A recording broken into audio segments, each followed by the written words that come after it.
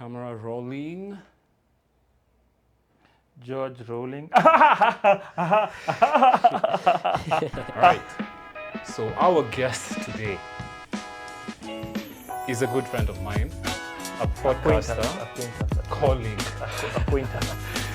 He's a podcaster, a funny comedian, a husband, a father, a basketball player, former EA Sports commentator. What else? A man of many. Esports, not EA Sports. Oh, esports commentator. There you go. Video game player, a man of many hats, radio and TV personality, advocate of the High Court, our guest, John Ribia. What do you do, Georgie? Welcome, sana. I'm sorry I'm sweating, maze. Tumetoka kupiga another podcast. Yeah, we talk about the very awkwardly Kenyan interviews. Check that out. It's on my page, Ribia Entertainment. Yeah. But before we even get to that, I'd like to start this by asking my guest, what makes you happy and what makes you laugh? It's changed over the years. What makes me happy now, to be honest, is when I hang out with my family, my wife and sons. My son is almost 5, and finally we can like talk, like ile tukuchil tunabonga, and sometimes his perspective makes me laugh so much, and also seeing them interact. So right now, I think my number one thing that really makes me happy is my wife and kids. What makes me laugh? The TV show? No, no one else makes me laugh. What makes me laugh is manze friends when you're hanging out, banter, and also just silly stuff, like silly videos. I don't know why, but as unified, I check out you, and I don't take some things too seriously. There's a quote I heard by but when you go to heaven, you want to get extra points for being serious. So sometimes I don't take myself too seriously. So sometimes dude, you're the silliest comedian I know, and I'm glad you mentioned it. Yeah, cause like that's a compliment. Yeah. I'm so awkward to just the most stupid person. Like you come here, someone's just chilling, you untie their shoelace. Me? Wanna come, wanna slap them, say like, where does that come from? I like it's that. Hiyo ni uchokozi. Unajua vile wasuko na nywele uchokozi. Kabla nianze balding nilikuwa nayo. Nilikuwa na kanywele kwa uchokozi. Sasa yeye una proof, but actually most of the people called Ribia in my family wote ni wachokozi. So kutana Ribia wawili ama watatu utachizi. So it's in the genes. It's in the genes.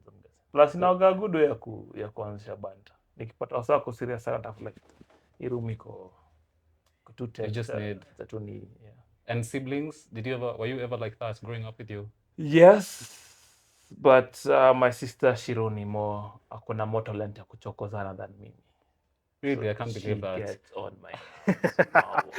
Now that's how you make everyone feel. Wow. In what ways does she get on it? Like, what's a good one, the one that you can remember? Sijui. Unajua ushake kuna msame kusumbua tu sana mpaka kibreathe na kukatia tu yani. Exactly. But, okay. So it's your sister. Yeah, my sister ni mchokozi. I think all of us tuko chokozi in some type of way. Okay. So nakumbuka tukiwa toi kuna time nimetoka kuoga, si ndio? Na nimetoka kuoga na maji moto, I believe. Unatoka hizo unapigwa kikasukia maji baridi tu. Your sister? Yeah. Older? Yeah, older, slightly older. That's understandable. Kuna vitu tu mobile nilikuwa nafanya over the years I was just na physically like actually no, hiyo maji baridi si kwa sababu nimeoga, ilikuwa juu okay, niko mtoi, niko class 2 class 1, nilikuwa nachukia kuoga. So nilikuwa naingia kwa bafu na acha maji moto irana, alafu nacheza. Nilikuwa na watch fulani ya mzee kasi. Nekasio inacheza ngoma ile background alafu nakatika. Ngoma? Kasi hizo maalamu. Success card. Bas. Na katika toka nje kasi joga. So ni utoka nje na unajua vile msuchora hivi msik nini kwa skill. Kilaini katokea tu umeoga. Wasali ndio shina maji baridi nimekumbia story. Oh my gosh. Ndio ilikuwa maybe deserving but ule unatoka hiyo bafu kukinuka jasho wasa. Ngore. Nilikotoka bafu niko mchafu. Alafu trick ni nilikuwa jifanya nimeoga alafu najipaka Vaseline na shine ndio nika nimeoga. Sisi tulikuwa tunajipaka nini Rexona unakadipka cologne so unakafanya. Ndio fresh. Watu wa boy uchikia kuoga hivyo. Even I hated bathing bro. I think it's a normal like maboy. Mademo kuna maboy tu wako. But why though? I don't know. Unachukia kuoga, unachukia madem. Well, hadi ya leo Well, nachukia kuoga. na madem unaweza kupenda madem. Juicy too.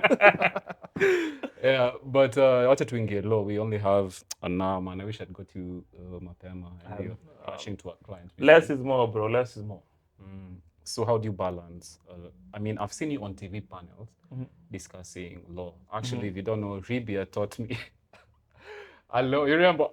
Ribia was My my worst teacher. student sometimes drop out After one lesson. What was the course? Copyright. Copyright law. Copyright Kenya School of Law. Kenya School of Law. Bruh, first of all, I go in there, everyone looks like they're in prison. I don't like that. I understand it, but that dressing up thing. Nilikuwa venye niko, everyone was just looking at me weird. And then the only thing I remember from that copyright law is some law about like a penis law. Remember? Like if you tell someone they have a small dick, like there's no way to, what's it called?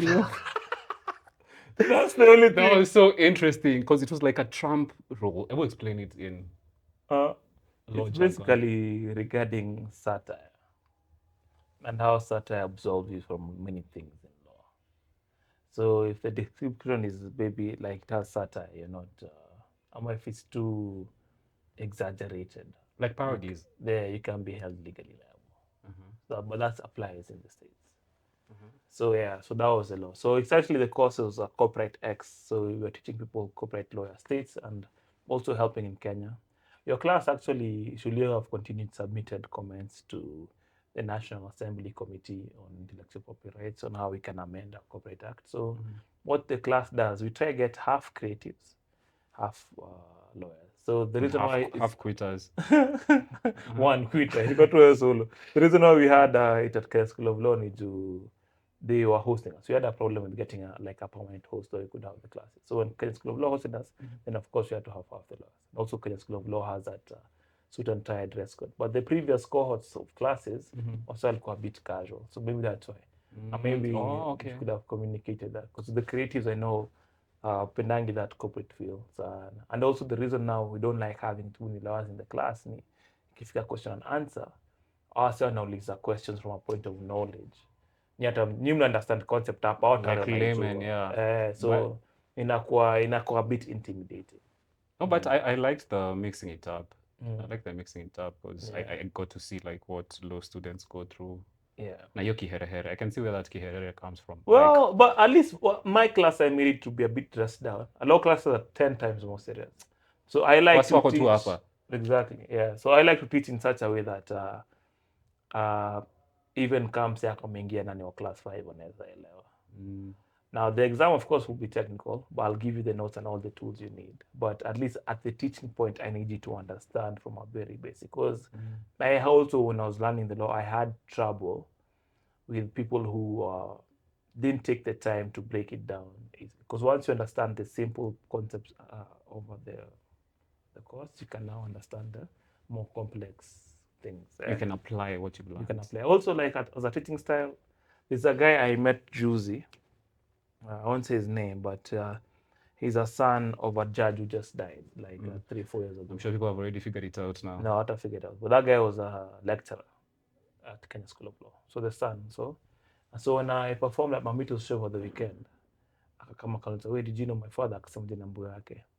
And I told him like straight up, manze, like your dad was the most amazing lecturer. He was down to earth. They broke it down simply. Part of the reason why I even have some success in property law because your concept of your dad, he made it look so easy. He made us pass the exam. And he like explained to yani. He was so good that he was in the evening class. Kesela's morning classes and evening class. Wase wangetoka class zao za asubuhi wamgoje yake ya jioni. Wakuja wajaze hall mpaka watu wasimame. Na ni hall big iko na wasika so. Good teachers make a difference. They make a massive difference. So and that's the kind of legacy I'd want to be as a teacher. Nataka I teach something for someone to understand, but most importantly when they think of me, they feel warm, they think of me as a good person, as a good lecturer. So that's what the relationship I want with people I'm teaching. I don't want that sheko na wale mamodo watiaji. Wale na kama ni God's gift to us. Yeah. Wanakaa lazima wa refer to all their titles. Kuna mmoja tulikuwa naye chuo alikuwa my title is professor, doctor. So for real, hajoki. Kuna wase alipatia kata 0 job kuandika professor, doctor. Wallahi. So kuna wase na kwa gaivu, kuna wase kuna hiyo wamejeka On a pedestal. Yeah, because I feel like even if you have the biggest title, I still believe at the very basic you're a human being who deserves to be treated with respect and to treat others with respect. And mine comes with the relation. So hata niko mkubwa aje bado nitatreat wasee na nataka kuwa welcoming. Sitaki kuwa in your face, too strict. Sitaki kuwa kujeka place na feel kani kwa babu. But the opposite of that is also something I don't like. Like unakumbuka in high school, we used to have teachers who are so like super friendly. Like wanataka almost kuwa like your friends. Back then it was like okay, but looking back you don't want to. Okay, kuna la so ufanya hiyo ni from inatoka wapi? Ikitoka from a really big need to be liked. Utaanza kuwa utaanza kukatia wase. Yeah. So unakuwa too much. Because I remember there was a teacher who almost umelamba sana bro. Umelamba sana. Bro, relax. But kulamba is something useful in the real world. Yes. Okay. You have to sometimes inabidi, bro. Do you have to lamba a judge when do you litigate? Is it called litigation? Yes, litigation. No. Because you know where I work is Kenya law. We do legal research. Yeah, but it helped. There was a lawyer. We learned this from PLO in Kenya School of Law. He'd be so courteous and so amenable to the judges. So anasema using all the titles. Your honor nini alafu ananyenyekea kabisa. And PLO said he never used to understand what this guy was doing it until one day they went to the Court of Appeal, and he was late by like 10 minutes. Being late for your own matter is serious because Court of Appeal mambo ya kupata hearing is difficult. For them to have like a full parallel and you're late. Kwa sababu kesi yako ikitipuliwa so upate another hearing that can be another year. It looks bad on your client. Because of the msali kwa kunyenyekea the judges, one walimgojea, two vile walikam. It's like I went late myself. So exactly. So in a build it has its place. So sometimes so now is that the same teaching method you're trying to pass it down to your kids? My teaching method is what I'll pass down to my kid is what I learned from my dad. Bro, my dad was the most approachable dude ever. What did he do, just for context? He was just chill, man. We could talk about anything and everything. I'm saying work-wise. Was he a lawyer? So he used to be a cop. Okay. Until he met my mom. And my mom told him, for you to marry me, you must quit. Really? Mm-hmm.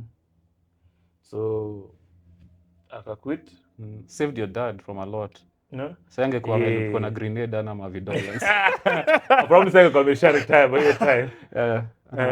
So yeah, so I'll retire at least alikuwa akatoka hiyo sasa akaanza tu biashara tu. Sasa kwa mimi nafanya biashara mapu sana. You were saying your dad was so he was cool. Even right now he's super cool. We could all just come talk to him, relaxed. About anything? Bro, anything. Girlfriends? Bro, anything. Really? Unajua vile wazao sema used to be number one. Bro, mbuza utaambia kitu hiyo bro. Never bro. Before I met your mom, I was one of them ones. Check what time unakaa mmeleta report kana kuna kikisi hapa kwa like. Really? I find that surprising. No, he's really chill. Of course atakuwa na hiyo element of discipline look at this, but in terms of being approachable, extremely. I have never felt the need to hide anything from him because he won't judge you, just give you his advice. And ukianza kubonga naye sana kuambia maswali zake from his youth. Pia alikuwa legend kivyake. So who's the disciplinarian in the family? Definitely. Back then my mom, and then my mom was the. Were you physically disciplined? Hey, like crazy. All the rules. Lazima kuingia home by 6. Kudishi sapi loga by 6:30. I think madishi, homework, did everything. She had a very, very strict ship. Can I guess she's like your humor stems from her? Like who do you think? My humor, both, but mostly my dad's side, but both. Wanasemanga it comes from the mom's side mostly. Mostly, yeah. But like me, my mom is the funniest. Is funny. My mom is also hilarious. But in like ways, you have to be listening. She's funny, but she doesn't know she's being funny. Yeah, my wife is like that too. My wife is hilarious, but she doesn't know. Yeah, true. Those are the ones who make you laugh the hardest. Yeah. So how are you able to balance all these things, Maze? Leo, you create time. Hold up. Leo, ukumekwa, you've shot the podcast that we did with you. You have a client meeting at 8. You also wanted to come for the workshop. Tomorrow, nimesikia unafanya ingine. So Mambo like share. you have a family, you have kids. How do you do that? Start your day early. Ka 6 hivi. Yeah, like get what you need to do early, get it done. Prioritize what needs to be done. And then just plan for the rest. Pole kitumbuki yangu imeanza kugrow. Hiyo mic itaishika vizuri bro. Ni sawa tu. Yeah, we just Here create on Laf time. Lyf we feed our guests, so that's not an excuse here. Ashakula lasagna, so I don't know why. Lasagna. Watu ushaona lasagna wewe ndo. Naivas wako na lasagna ingine crazy. Walai. Inatembelewa na mapanya hapo. Protein, extra protein. Extra meat. Yeah, so just create time, bro. Also, I like having my creative stuff at the end of the day. So my 4 or 5 huko utafanya with creative. It was a low seriousness tazifanya asubuhi nimaliza nazo. Alafu for the family, of course, also create time. I like to give my children your space around 7 to kabla wadoze. And if I leave the house later than usual, nitaka na asubuhi nitoke mtoe chuo. And I try reserve Sundays always for my Sunday ni siku ya familia siguzangi. Okay. The whole day, yeah. Ulikuwa umesema hiyo story your eldest is 5 now. Almost 5 next year. Mnaongea? Does he know about, like, what does he know about comedy, the comedy side of you? He's been to He the knows that special sometimes Ribia, I man. go. No, I usually take them to the. If I'm doing like a theater show, I take them to the theater like in the morning, and then we take a picture. Okay, not during the show. No, it's too young. Tazua. No, see, Andrew Schultz, like watoi wake Bilba, hata barely talking, unamweka tu earmuffs, and then you take a selfie with him just for the memories with the Crowd in the background. Yeah, it looks really cool. I don't know, man. I feel like routine. That's what I do. Depend wakam kwa special. Plus, especially ni adults. One was talking about his tattoo and what you joke. Let me check. It looks really. Talk about that. Where you got your ideas for shooting that special, why, and how the experience was. Experience was. I'll be even doing like full videos on the experience. I'll show you what we went through. But it was the most fun I've ever had on stage. At the same time, it was the most challenging thing to organize. Where did you shoot this at? Oshol Center. How many does it sit? 600. Oh, nice. Yeah. So it was the most challenging to sell tickets, set up filming and everything, to balance being the businessman and the creative. See, that's another role umejiongezea on top of all these things you're doing. Like, bro, why? Because you have to, bro. Because the thing is business needs business solutions. Creativity, comedy needs comedic solutions. So merging the two was a bit difficult. If I was to do it again, I'd have a manager to do everything, but I don't think my brand at that time was big enough for me kusema we kwa manager nini. So ukianza lazima kwa hands on. Sasa ndio hii podcast amjacheki, but umse ameenda ameset up lights, ameset up mic, make sure mic iko sawa, ameset up camera. So ukianza lazima kuwe na ataenda home edit. So ukianza lazima kuwe hiyo hata kujifunza tu. Kujifunza plus but the beauty of that ni sasa ukifika hiyo stage where you can finally hire na ama uko na wase you are hiring from a point of knowledge. Hakuna kitu ibo kama ule msee ugongwa kama ukianza biashara na ujue anything about it. Utagongwa mbaya. Wakenya wata take advantage. So at least now from the point of ukianza say kuira as a business, you've already done all the small parts. You know, you're hands on, you know what needs to be done. You can delegate. You can delegate easily with good instructions and with the vision that you want to. So I learned a lot from that process in terms of how to sell tickets, what's important in selling tickets, what's not important. So give us some tips, because I had a young comedian who's like 2 years. He had his first show here at the Laf Bar. And like I could really see the stress in his eyes. Alikuwa tu anatuliza, dude, just how do you sell tickets? Because recently comedy, people haven't been coming to shows. Well, maybe there's a saturation problem, but like there's that every comedian now is thinking, how do I sell tickets? So, number one, the mistake we make a lot of times is to entertain and expect the entertainment to bring tickets. So you make a video with a plug at the end. So that one is not for selling tickets. That video is for creating awareness. That's completely different. So tickets, you have to invest heavily. So for example, add the social media, manzezi na work. Every single money I put in my IG ads with a man, we made it back. This is Meta, Facebook and IG. Meta, yeah. Even TikTok ads do a lot. Kwanza TikTok ads are really good for creating awareness. So that's rule number 1. Rule number 2, you will not start selling tickets until you start selling to people who, 1, do not know you, 1, people who are just your fans. Your friends and family are really good to support you in the beginning, but they're buying them because they're supporting. So, it's not because of the quality, even if it's there. No, because think about it like this. Think about like this. BN, are you a fan of his music? Yeah. Have you bought a ticket to his concert? No. Okay, who have you bought a ticket to? I've bought a ticket to, what's his face? This guy for, oh my gosh. Vic,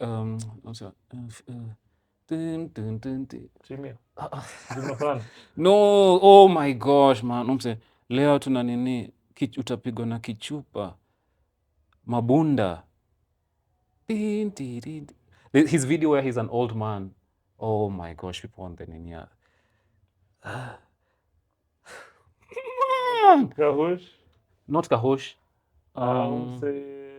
Akona mache. That guy. What's his name? Mesao jina yake. But hata sikuwa nimebought ticket, ilikuwa sare. But that's the only concert but to your point. Unajua mse personally? No. Uliget your ticket kwa sababu ama uliget tu ni mse mnomo, si ndio? Yes. Hata ulipata sare ulikuwa excited kwenda. Yeah. Jua ni fan. Oh, umesema fan, nimesikia ni fala. Do jua ni fan. Yes. Fans will buy your tickets willingly and will come enjoy. So if you notice in your shows, that was even in my shows, I have a section of fans. These fans always pull through because they like my content. They don't support it because of A, B. No, they are just a fan. So you need to build a fan base and you need to build a community. So get to the point where you can shed off the friends and family and now build a fan base. True fans. True fans there. Yeah. The only fans, the true fans. I love that we should build a community. So community and see money now manage in terms of community, in terms of your network. So look, you'd rather have like a post with like 3 likes and 3 comments, but it's from a community that you interact with a lot. Because these communities now you'll grow together, you'll buy tickets together. Yeah. And they say you'd rather like a small community that buys a small active community that is very engaging than a big following with no interaction there. And how was it, as we are finishing up on the comedy side, how was it working with Aman, one of the... It was good. It was good, but also challenging. Same thing, like... Language barrier? Religion, bro. Atheist versus Christian. Nah, handsome versus not handsome. But yeah, it was cool working with him. I got to see his creative side. I got to see his business side. People don't know Aman is also... He has a marketing degree from USIU. So he also came in clutch in advising here and there how to sell tickets and all that. So it was... I learned a lot from him. Okay. Yeah. Dispenser, bro. Sinizimi hapo kwa hiyo nini? Sasa tushawaga. Zizi. Naiwake. Hizo ziko pale juu, you have to stand. Haija interrupt tukiongea, but sasa ita... Yeah. So from that, let's get into sports. Yeah. What's your What's your earliest memory of like getting into sports, and why? I've never thought about that. My earliest memory of sports. Like you don't remember? I remember my earliest was unakumbuka Jumbo Junior? Yeah. Walikuwa na have like end of year parties. I won MVP for a soccer game. That was my earliest trophy I got. Actually, I got like a shirt. That's the my MVP. Yeah. Top scorer. Mine probably is playing in... I grew up in Buru. There's a court near Ruguyo Court, and we'd go outside and play. What court? Say that again. Nuruguyo Court. Nuruguyo. Eco Phase 2. What's Nuruguyo? Jina Kimasai. Okay. Najua even ujonga ka place you must stay iko place poa. Jina za Masai ni stati nini. Yeah. Kisikia ni majina za wase ile surprise imecombine bro, hiyo ni flat. Hiyo ni flat, bro. That's so true. Yeah. Just it has a similar joke. Yeah, the billboards that are in your area ndio utajua. Kiamka asubuhi sikia mare. Tropical so mint biscuits. huh? Tropical mint biscuits. Drop a comment. But Yeah. so playing outside with them, even with my siblings. In our court tulikuwa nakaa kuna mti fulani big mzee, so hiyo mti ilikuwa basketball team na pia kulikuwa na ball. So hiyo court tulikuwa na watu wengi, so kulikuwa na seasons, kulikuwa na time ya kucheza ball, time ya kucheza bake, time ya kucheza rounders, so time ya hide and seek ile ya mkebe. So niloga fanju buruku na court mingi. So leo nicheza ball ama back against the court, so leo nicheza against Sorambe. Ilikuwa rivalry, ilikuwa fun. So Jerry nini. And then Kiambu High now, which is where you went to high school. Yeah, White Cottage, and that's to White Cottage kidogo. After primary come, I was into from BD Primary School. Wakanisha place it White Cottage. So hiyo White Cottage ilikuwa na ball. Wasoko hapo ndo nilimita Murumba na bro wake Mbigi, Charlie Karomi. So Charles, he's now in Hollywood doing movies. So hiyo place was alikuwa cheza ball by like football ilikuwa chukuliwa very serious huko hivyo. So waka very few, so it was very easy. My team na divide 11 aside, so huko ball ilikuwa cheza very serious. So kwa cheza ball alafu Kiambu nikaenda nika specialize in basketball. Nilienda huko mazi wa ball alikuwa amekauka. Wasa rugby alikuwa big, nikacheki hizo mbili cheza, so nikaingia ball nikakuwa B-ball, you mean? Basketball, yeah. Okay. Alafu mkapigwa na Nyeri High on your final. First of all, muliiba. Let's go! Nyeri High iliiba yote na. Walishinda half a basket kwenda national. Shout out Alvin Nyangweso, man. Niumiza bro. Huyo ref alipua. Hakuna to this day alilipua 7k na modi wa Nyeri High half time. Let it go, man. No, bro. No, bro. Walishinda half a basket juu ya wizi. Walikata shot ya baza, tulifunga baza beater, waka cancel of baza beater. Ushisikia place on the cancel of baza beater. Unajua mse he played for the national team. Hakuna kuiba tulibo mse. Sijali kati the national team bro. Hiyo team yetu ilikuwa strong. Kiambu High mlikuwa fit. At that time Alvin ni mnoma, but at that time team yetu ilikuwa tu Richie. Bro, arguably he was one of the best players in the country. Hakuna. Like up to now he's playing. After high school enough. Man, I hate that, Joe. Yeah, but Richie alikuwa mnoma. Don't you think, I mean, you've traveled with esports, ndio? Do you ever see a difference between like Umenda Rwanda, a very big like sporting Kigali, like NBA games are being played in Rwanda? Like, bro, what's the difference? Your difference is massive, bro. You're saying a guy who's really good at basketball probably bro, I tell you crazy stories about guys who are good in sports that didn't make it. Let me start. I won't say their names. One of the best players from the central country at that time amekuwa scouted. Mamuri amekam kutoka Dortmund. BVB. Akamchukua mtu ampeleke BVB, si ndio? But say background yake, he was a really good A student. Lakini ametoka Plisoza ya Kamesota. Mzawao aliambia wasa BVB. Yote mtu alikuwa 16 aliwaambia wacha amalize form 4 kwanza. Alafu atakuja. Acha kusema this is the only time tunakamia mtu huyu. Alafu akakataa. Historia yake kecha hapo. Last I checked msalo was very angry working for Equity Bank. Unatoa ngapi bro? Acha ufala. Unajua mimi ningekuwa BVB. Mbona unaniwestia time? Umeona ni 4:30 ndio unaingia kwa bank. Like bro, chill manze. Kuna mwingine najua alikuwa Strathmore. Alikuwa na pace nyingine. Pace merchant. Mad. Na pia skill alikuwa na. Winger. Winger, striker, whatever. Alikuwa anafunga tu bao like crazy. Scouts come from Scotland. Yuko Strath. All he has to do is just go for the training to see if it could atachaguliwa. Ikakia audition plan. Akataa kuishia juu. Alikuwa na play PS na mambo. Also very resentful. Also very. That's on him though. That's on him. Damn, PS. Alafu maybe alichapa mazio game. Bro, most likely ejalishi whatever game probably waga FIFA 2015 20 hata si 2015 probably FIFA 47 46. Yo, that's him to blame. Yeah, that's him to blame. Yeah. But so what's he doing now? Sijui, but I'm sure he's not happy with his life. There's a guy who had in our school, then he later transferred to Alliance, so Kiambu High, that is. This guy was really, really good.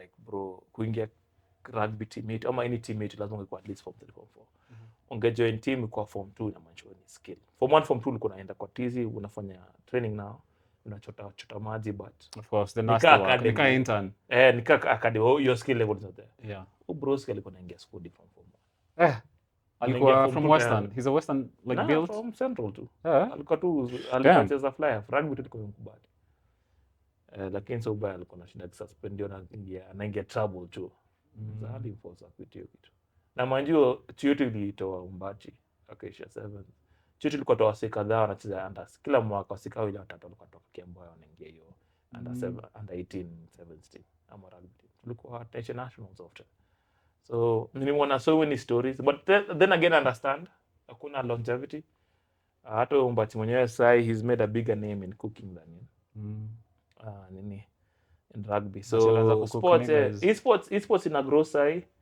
in a grow really well when we started bro nimetoka far when we started we didn't expect it to grow this big but we were still in the infancy so yeah when I went to Rwanda I remember we went to Rwanda like a month ago for an esports tournament in Africa flew you out man you got flued out I got flued out but shout out to Ronnie Mamba the executive president of the esports federation in Kenya Ronnie Mamba so legend pale hivyo so yeah tumechoka hivyo kuchiki ile infrastructure America bro it's their stadium is world class bro bro kuna stadium big na kuna stadium ka tu ile kidogo so in the city ama smack in the city yeah. So tukiwa hapo tukifanya kitu esports hiyo saa tu jioni tulishia watch game ya madem their finals and their local league bro NBA yeah so first of all iko study meja CNBA like the Rwanda WNBA Rwanda side the women's league RWNBA imeja tiko ni free one unless utaka kitu VIP uchole kwa thao una kitu kwa floor seats imeja kila team iko na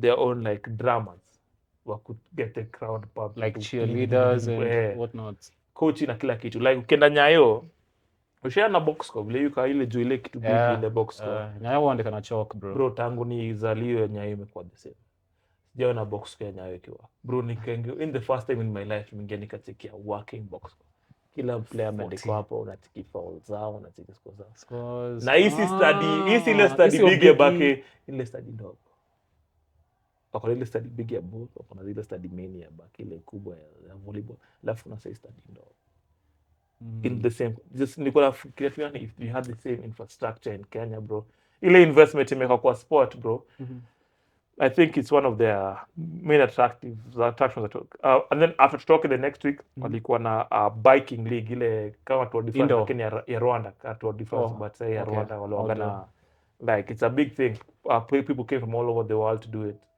so I feel like pale America sports na vile invest no wonder inaanza kuripiwa which is unfortunate too. I feel like we have the athletes here, we have the history of doing well. Do you know every single Kenyan sport imekuwa na moment in the limelight as being the best in the world?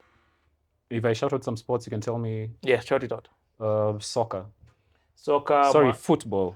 Gor Mahia won the equivalent of our Champions League in the late 1980s. Yeah, Mandela Cup. It was after Kadenge, but we won the Mandela Cup.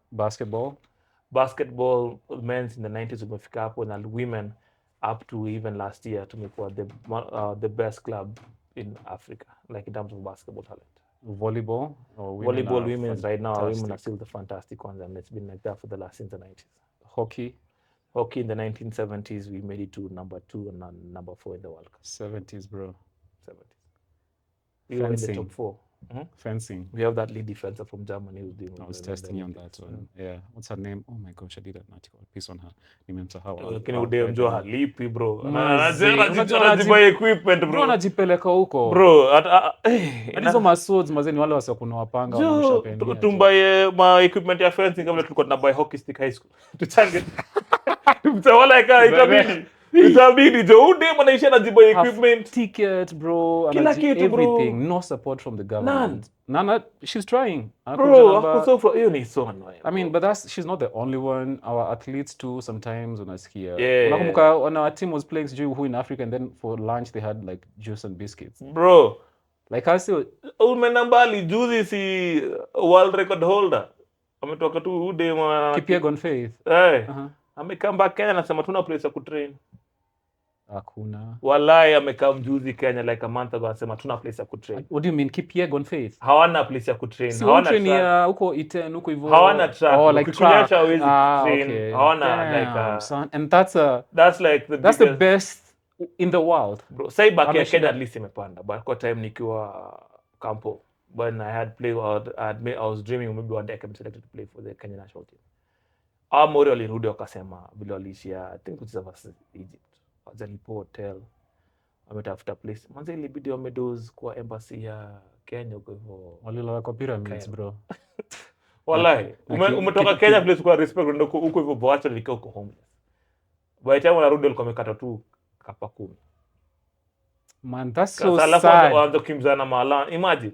Hii ni a real story. But that happened back then, huh?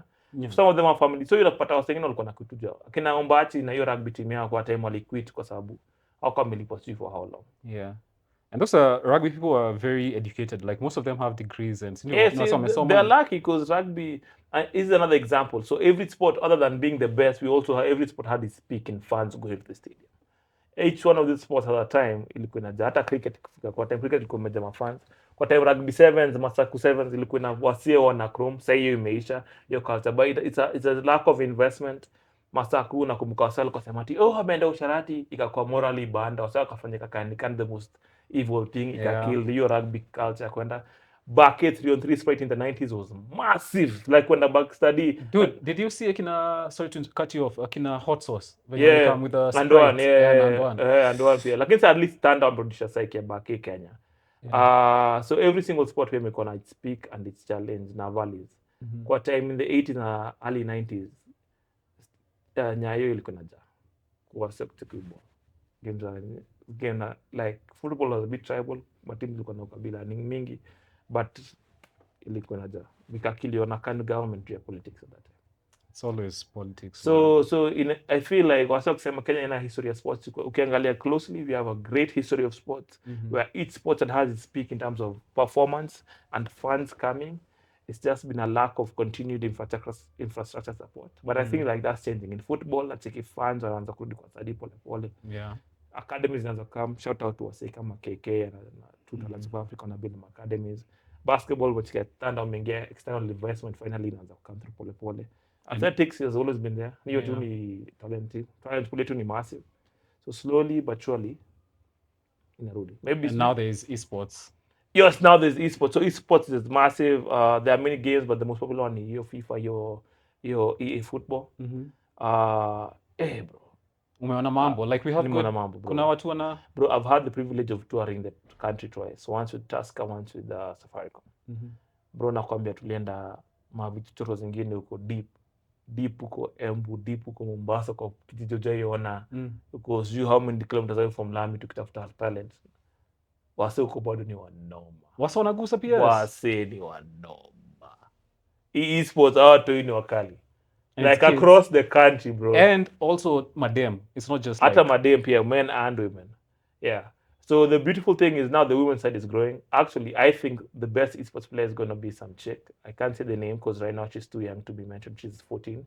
She's appeared in some of the tournaments but if it has like a sponsor that requires about 18, she can play. But she's only 14. But as it is right now, she's the best player. What is in the ladies category? Na kwa the men's category and I'm top 8. Na 14. And do they make money? How's the money? So there are two ways to make money from it. Number one is sponsorship. Sell the Xbox. No, that's another. Number two is prize money. So prize money is harder to make money because you have to be the absolute best. And you'll find like it's the same places again. So the highest prize money we've had, I think, is biggest. Like kuna mshinda 500k twice, wengine even more. So we've had really big prize pools and really big tournaments over, at least annually called like 2 or 3 big ones. But there's also people like me who make money from commentary. There's the guy who's making money for recording the camera team, the guy who making money from putting up the tent. So when you're thinking about esports, just don't think about the player. Think about it as a massive industry. So where we want to grow, I think where I would wish it to be, I wish we can have now leagues. We can make a league, and a league where not only fans can watch, but all the players can get consistent sponsorship. It's better, I think, if they have. You'd rather have a small paycheck every month than one big one once every year. So that's why I'm trying to grow. Longevity of a Yeah, longevity. Also, that would allow for mentorship for the next generation. Because I feel like our first generation, mimi nikisema tuna kitambo huko in the 2010s, 2015s nikiwa kampo bado. So then tulikuwa na cap ya 10k. Yeah. So hizo ndio nisema best rate. Alafu sasa tukakam by God's grace tumeelevate kidogo win Kalasha Awards, tukaeka in KTN. I was about to say, maze, ongea like he's just a normal commentator. He's won a Kalasha Award, maze. The whole show. I mean, you were part of the show, aren't you? Yeah, part of the show. I was a lead writer for the magazine show. I was a lead commentator in the show itself. And I was a lead presenter for the after show. So it was a really good experience. And where did you get practicing for commentating? Bro, ni tu kucheza na boys na commentate mtaani. Ni tu your passion. Ni ile unafanya kitu alafu naambiwa unaweza ka make dough like man, get out of here, son. But the first gig we ever got for esports was Kibati. So were you nervous? Extremely. It was we used to have a radio show, sports. Tukafanya kwa studio. Right now she's the presenter at Classic 105 wanaifanya na Mike. Hiyo show 11 I think. Aitwa Brenda Uba. So at our house alikuwa na studio. At first it was called Environment Radio, then Asylum Radio. So at that time, jilikuwa karibu na where I used to stay. I used to do like a show, sports on Saturdays na an evening show, 7 to 8 or 9. So hapo ndo nikabuild my chops za radio. So kwa hiyo time ya kudu show ya sports, what I do is we are 4 of us. So I try find like what's happening and to see if we could send correspondents. So I had this esports thing happening, so I sent a lady called Lisa. She's now an auditor at KRA, and a guy called Alan Lubulela. So I've met him. Yeah, so it was me and a guy called Murage. He farms, and I'll check out his page. Food Revolution. He farms? Yeah. Ora. Ora farming. Kuku na viazi. Nice. Na pia ora kiasi. So nikamswa Nyeri kae. So mimi si wa Nyeri. Mimi Nyeri wani? Like home. I just only studied in Nyeri. Home ni Moranga. Yeah. No sort. Kuna pia Moranga wana nini? Si ni place billionaires. True. Yeah, but I don't live there. Haujui Mwasa wa Equity? Najua Mwasa but si wa Equity. Mwagi wa Iria. Wa Iria. Mimi kwanza kusaidia. Ni Mwasa wa Bushari. Bro. And sasa tusoga putomoka to with time. So tukatuma wase huko hivyo akasema kuna esports na happen kwa Africa Esports Championship. And it was massive. They're like, yo, we covered it. And they're like, yo, could you come and commentate? We need commentators. And they had to make a choice. We couldn't do our show because it was a morning slot and commentate. So we all took the leap of faith and decided we were just going to go commentate and quit the radio. Yeah, that's what we did. Oh. So when we wanted to commentate, I remember we had practiced a week before. We'd go to Lubulela's place. At that time, they were shooting a podcast. The Futabata Wagwan. Yeah. So after Futabata shots, we'd practice commentating. So we went there on day 1. So we didn't know day 1 was a dry run. So on that dry run, there was a producer called Ernest. A dry run is a rehearsal. Yeah, rehearsal. Ernest killed us. That's the first time aliwaosha. Alituosha. Kuna headphones alafu pia ushaenda hiyo dome ya K1. Yeah. So imagine msabe connect choko hizo speakers zote za dome. What the hell is that, Ribia? This ain't KBC, this is a professional production. You see how much money we put in? This is how you go about it. Bro, killed us. Baptism by fire. So that week, Monday, we practice our intros, our outros, we practice commentary. Like, we got to a point where we got really, really good. And now that thing was like over, how long? It would take, it was over like 10 weeks. So every week unakam nafanya magames kadhaa marudio every week. So by the time nafika kwa week 7, week 5, week 6, bro, tulikuwa sharp. Is a lot of it just getting used to talking? Getting used to you talk, calling what you're seeing, and at the same time being able to listen to instructions. So when you're commentating, this guy is still talking in your ear. He's telling you how to commentate. It's like, oh, there's this sponsor plugin, there's this thing, watch your levels, all that. So you have to be able to commentate and hear instructions at the same time. And of course, you're forgetting being knowledgeable about the Not game. the game itself Yeah. and the players. So the only mistake we made, we could only, we could only publish the Taken show. So the FIFA show we couldn't publish because esports walitunyima IP rights. This was why I dug so deep into IP law and became a corporate lawyer. Walitunyima IP rights at the time. So EA is notorious for denying people IP rights to publish. One, because FIFA 19 was coming out at the time. FIFA 20 was coming out at the time. And we are finished up FIFA 19 production. They don't want to do that. And two, they just don't issue rights. So that one you have to publish on YouTube and Facebook. So that one I also learned and it was so sad after we had invested so much, because now I feel like if the FIFA one made it to KTN, esports would have been 10 times bigger in Kenya. Because they are reaching at least masses via TV. Yeah, but that leap of faith now led to some guy from he doesn't like his name being said, but some guy, the CEO of Pro Series Gaming, he saw me and our work, and he approached me and a guy called Wadi, and we went around Kenya the first time with Safaricom. We went around Kenya again with Tusker. COVID happened when that thing was just getting steam, killed it. Well, we came back with some tournaments for LG, for Betika, and now we're still trying to go around the country, spread the gospel of esports, show people how you can make money from it via streaming and all these other platforms. It's an industry, and we can't wait for it to grow bigger. Also, shout out to Ronnie Mamba. Through the E-League One, ametuma a lot of these gamers to play in France. And as we speak right now, kuna mchezaji hatari wa Taken represent Kenya in Evo in France right now. Will you be... We are courtesy of another esports federation here, players. So we wanaitwa jina za bottom ya tumoko. Have you met, we have a comedian, I mean, I haven't seen him in the longest, DVK. DVK, yeah. So DVK came from London, from the UK, and actually founded the entire Taken team in Kenya. The competitive Taken team. He's like the founder. Yeah. So Safana Sports, he's the one who's the founder. And I think it's one of the most active and the most organized in terms of the esports. Because it's the beauty about esports is each game has its own scene. Kuna wasa wa Taken, kuna wasa wa FIFA, kuna wasa wa MK, kuna wasa wa Call of Duty, each of which kuna wasa wa PUBG. Each of which it's like its own difference of football and F1. Okay. So DVK did a really good job. Yeah. And they keep getting sponsorship now. Mtumwase place more, mtumwase France, mtumwase SA. Wanna do fit. So now you've done all these things. What's in the future? What are you looking towards? Sports, law, comedy. Let's start with comedy. You've just shot your special with a man. When is it coming out? Do you have any? I'm still working. Hopefully in November. I'm still working on the post. I'm trying to make it out. I'm trying to see if this year, even next year, I can have like a late night show. I'm trying to see if I can grow my YouTube. That's my main focus. And also the awkwardly Kenyan interviews. I want to do them to a point where I can do like a live shoot. That's dope. Yeah. Before you move on from comedy, you've shot your special, you've learned a lot. Where do you think we are?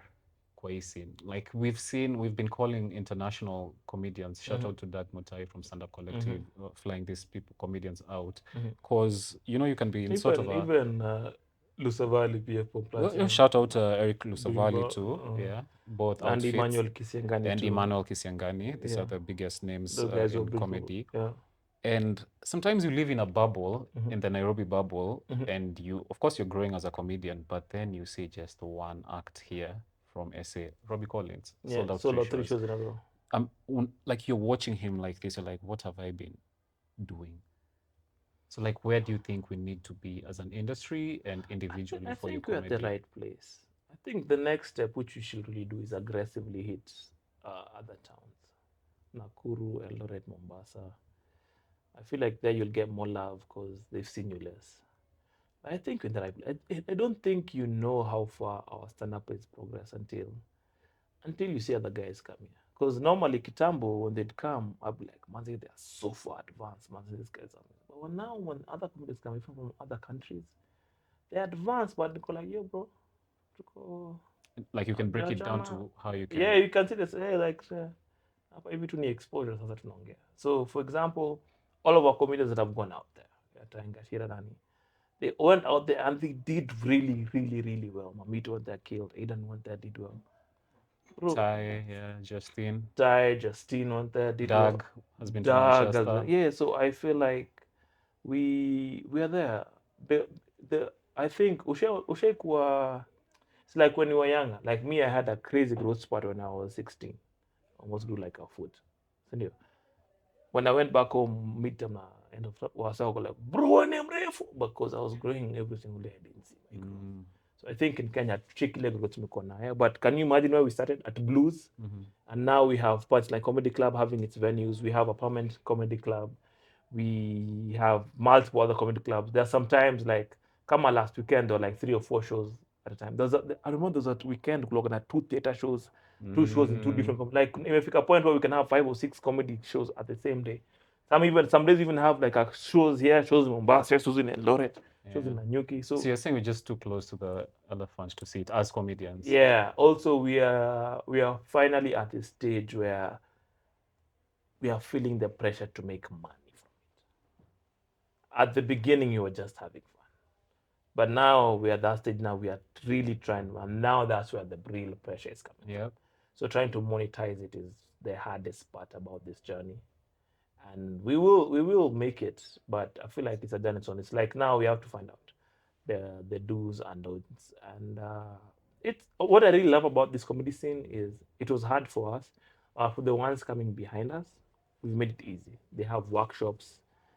They're learning how to sell tickets early. So I feel like even though we had to like lift heavy weights, the one behind us, We'll reap the. yeah, and you can see some of calls it the burden of yeah, pioneership. Yeah. some of them are even better at business than us. For example, Maina Munene, shout out to him and how he and Mine Marcus. is an OG though. Shout out, yeah. No, but compared to us, he's a young. Well, him and He's Marcus, not the our way class. they monetize is crazy. Shout out Comedy Aiden, the way Culture. he has monetized his brand, That's community, like you were saying. bro, like crazy. And you can see they came out, after us, pushing but they himself. even the drive. yeah, the drive, also the knowledge, and so I think we are really growing.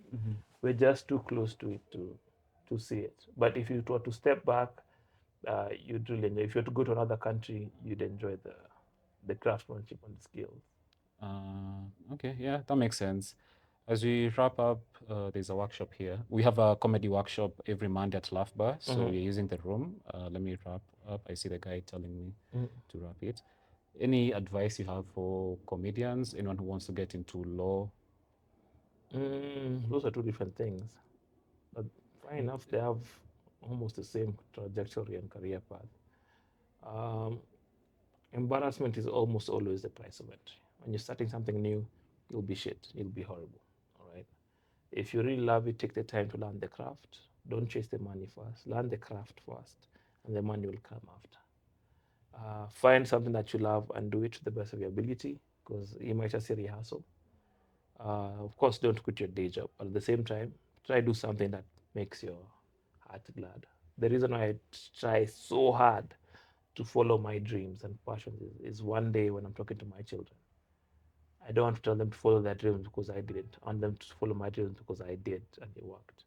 And they can be able to look at their also other family members who are doing well in art. So I want to tell the guys that you can do it all. Just commit yourself to it and it will work out. And the reward is the journey. So enjoy the journey, enjoy the highs, enjoy the lows, and just make your existence here great for everyone around you. Well put, man. Thank you, Ribia. Before you go, I also want to give you your flowers. Man, I've seen you from the first time you showed to.